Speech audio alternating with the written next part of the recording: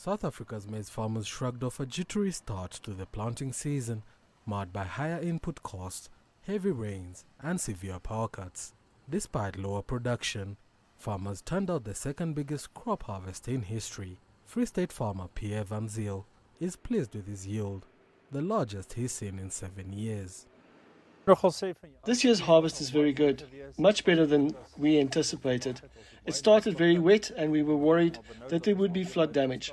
But the rain eased a bit and the season turned out well and the quality of the maize is good. Over 16 million tons of yellow and white corn was produced, more than enough to feed local and overseas demand.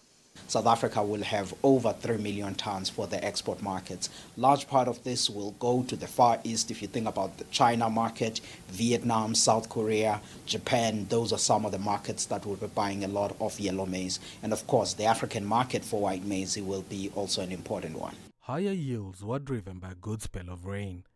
The stubbornly long La Nina could also shield against the approaching El Nino, which brings hot and dry conditions not favorable to maize production. Even if we receive below normal rainfall, there will be good moisture to support the crop. We may not see as a big of a crop as the 16.4 million tons that we are expecting in the coming season that starts in October. But still, all of the estimates that I'm seeing there, they think that South Africa will remain a net exporter of maize even in the coming season.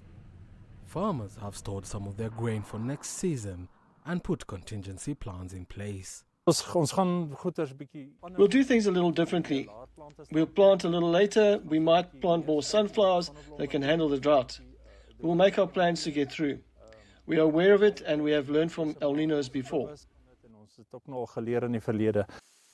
South Africa's 2024 maize crop is expected to be 1 million tons lower than this season, which may move farmers towards a bigger soya bean crop.